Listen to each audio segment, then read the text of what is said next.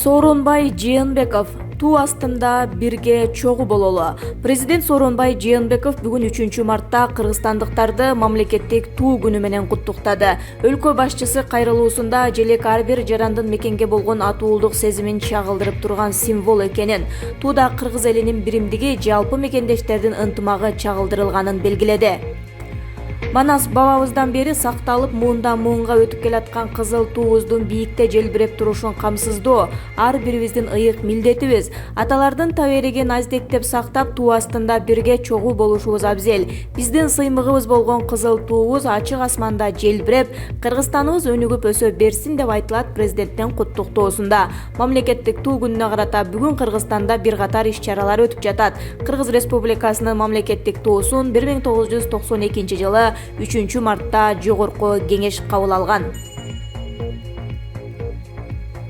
Каныбек Осмоналиев УКМКнын тергөө абагына камалды. Садыр Жапаровду колдоо кыймылынын төрагасы экс-депутат Каныбек Осмоналиев улуттук коопсуздук боюнча мамлекеттик комитеттин тергөө камак жайынын убактылуу кармоочу жайына киргизилди. УКМКнын маалыматына караганда, аны менен кошо митингдин дагы бир ДА аттуу катышуусу киргизилди. Бирок бул орган анын ысымын толук атай элек. Кармалгандар кылмыш жаза кодексинин 39 жана 309 беренеси бийликти күч менен басып алууга аракеттенүү менен кылмышка шектелүүдө.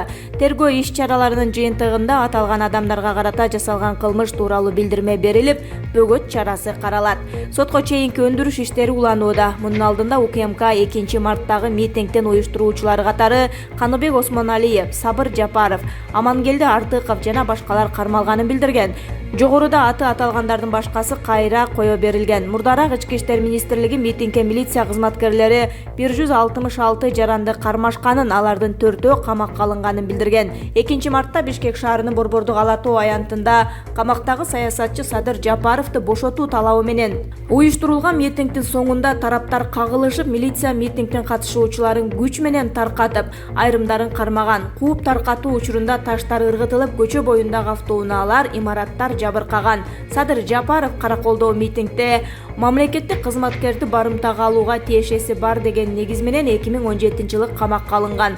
2019-жылы жогорку сот сөмөңкү инстанциядагы чечимди кайра караган жана мурдагы жаза мөөнөтүн 1,5 жылга кыскартып 10 жылга кескен. Ички иштер министрлиги митингде кармалган 166 жарандын 4-өө камакка алынды. Ички иштер министрлиги Борбордук Ала Тоо аянтындагы 2-марттагы митингде массалык башаламандыктарга жол берген 166 жаран Бишкек шаардык милиция кызматтарынын башкармалыктарына жеткирилгенин кабарлады. Мекеменин басма сөз кызматы билдиргендей, кармалгандардын 162-си тактоо аныктоо иш-чаралы жүргүзүлгөн соң кое берилди. Камакта калган 4-өөнүн аты жөнү, камакта калтыруу негиздери тууралуу маалымат тарат элек. Бишкек шаардык ички иштер башкармалыгынын кылмыштардын жана жоруктардын бирдиктүү рейстерине жазык кодексинин 264 беренесинин массалык башаламандыктар негизинде катталып, сотко чейинки өндүрүш башталды. Анын алкагында 4 жаран камакка алынды. Мындан тышкары массалык башаламандыкта 24 милиция кызматкери ар кандай жарааттарды алышты. Учурда тиешелүү экспертизалар дайындалып, ыкчам иликтөө иш-чаралары уланууда. Өзбекстан, Ооганстан, Иран жана Италия менен аба байланышын токтотту. Өзбекстан өлкө аймагына коронавирустун киришине жана жайылышына жол бербөө максатында 1-марттан тарта Ооганстан, Иран жана Италия менен аба байланышын убактылуу токтотту. Бул тууралуу өлкөнүн транспорт министрлиги билдирди. Өзбек бийлиги Ооганстан, Иран жана Италияда абал жакшырмайынча жарандарын бул өлкөлөргө барбай турууга чакырды.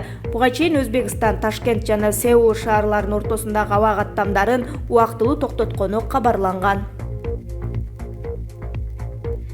Кыргызстандык спортчулар коронавирус катталган өлкөлөргө жөнөтүлбөйт. Кыргызстандык спортчулар коронавирус инфекциясы катталган өлкөлөргө мелдеш жана машыгууларга жиберилбейт. Бул тууралуу Жаштар иши, дене тарбия жана спорт агенттигинен билдирди. Орууну жуктуруунун алдын алуу максатында коронавирус катталган мамлекеттердеги спорттук иш-чараларга жана окуу машыгууларга атлеттер жөнөтүлбөйт деп айтылат маалыматта. Ошондой эле мамлекеттик агенттиктин областтык башкармалыктарына бардык спорттук объектилерди, анын ичинде мелдештерди жана машыгууларды өткөрүү жайларында санитардык эрежелерди сактоо боюнча тапшырма берилген. Массалык турнирлерди өткөрүү саламаттыкты сактоо министрлигинин республикалык мекемелери менен макулдашылып турары кошумчаланды. Бишкекте базар жана коомдук жайлар дезинфекцияланууда.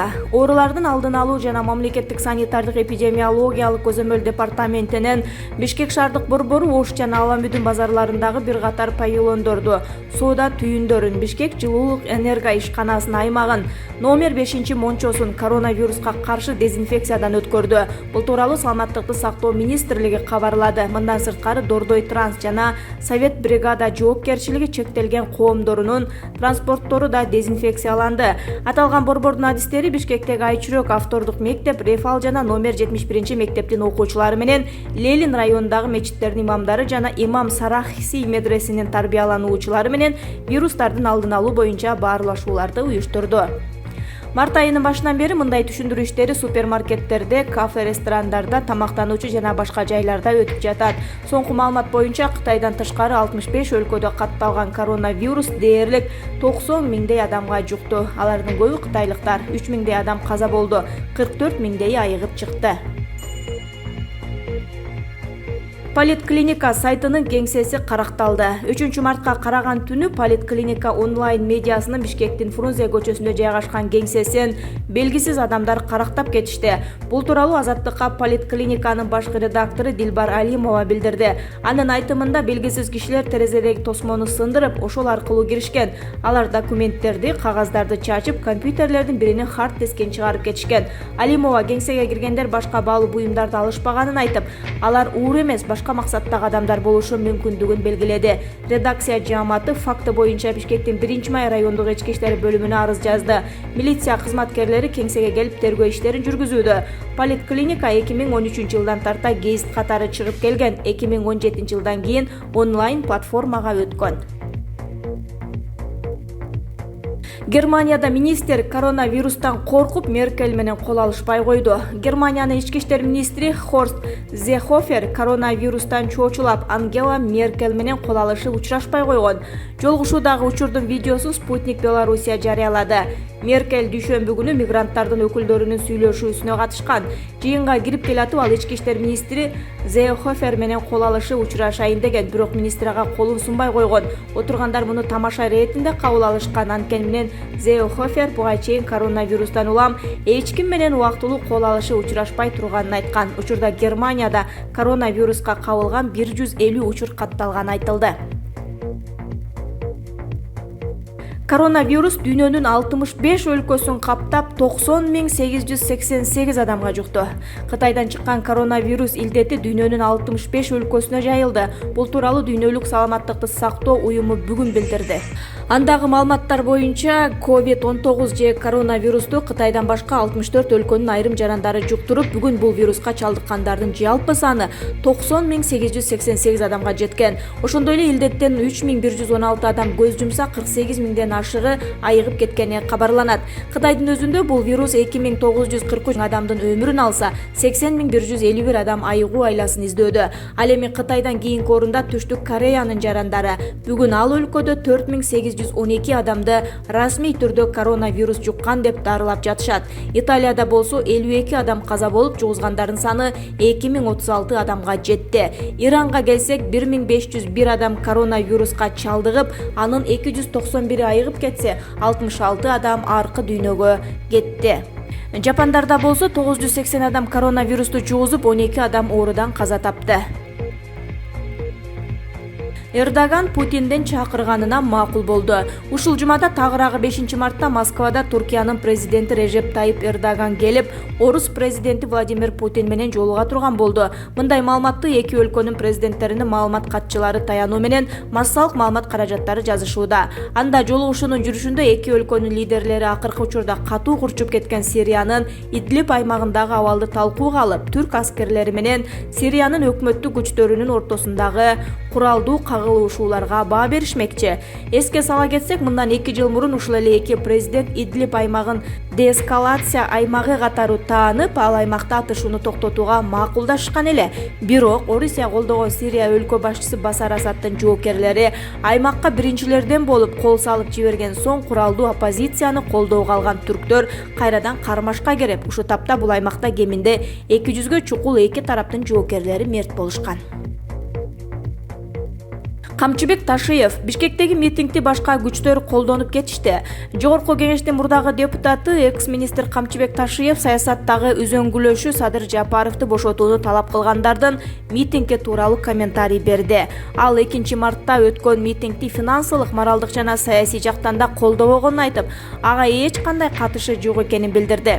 Мен Садыр Жапаровду толук колдойм. Аны боштондукка чыгарыш үчүн колумдан келген бардык мыйзамдуу күч-аракетимди жумшап келе жатам. Былтыр 19 декабрда Жапаровду бошотууну талап кылган митингге да катышып, барып колдоп келгем. Кече 2 мартта болгон митингде Садыр Жапаров деп коюп, акцияны башка күчтөр колдонуп кетип жатканын көрүп, билип туруп мен колдогон жокмун. Айрым маалымат булактары Камчыбек Ташиев 2 марттагы митингде уюштуруучулардын жана каржылык колдоо көрсөткөндөрдүн бири катары жазып чыгышкан. Камчыбек Ташиев былтыр декабрдагы митингге катышып, Жапаровдун эркиндикке чыгарылышын каалабаган олуттуу күчтөр бар деп айткан. УКМК Садыр Жапаровдун штабынын кеңсесин тинтүүгө алды. Экс-депутат Садыр Жапаровду колдоо штабынын Бишкектеги кеңсесинде тинтүү жүргүзүлдү. Бул тууралуу адвокат Бактыбек Жумашев Facebook баракчасына жазды. Анын айтымында бөлмөнүн эшиги бүгүн эртең менен талкаланган. УКМК бул боюнча комментарий берип, бийликти күч менен басып алуу беренеси менен катталган сотко чейинки өндүрүштүн алкагында тинтүү жүргүзүлгөнүн ырастады. Өзгөчө кырдаалдар министрлиги шашылыш билдирүү таратты. 5 марттан 7 мартка чейин Кыргызстандын аймагында аба ырайы өзгөрүлүп турат. Бул тууралуу Кыргыз гидрометтен билдиришти. Көпчүлүк аймактарда 5 март күнү күндүз жаан жаап, карга айланышы мүмкүн. 6-7 мартта түнкүсүн мезгил менен кар жаашы күтүлөт. Чүй, Ош, Жалал Абад, Баткен жана Ысык-Көл областарынын кээ бир райондорунда жаан-чачын катуу жаайт. Зымдарга жана бактарга суу кар жаушат. Жолдор тоңголок, тайгак болуп, тоолуу райондордо кар күрткүсү пайда болот. Батыштан соккон шамалдын ылдамдыгы секундасына 4-9 метрден 15-20 метрге чейин жетиши мүмкүн деп билдирет.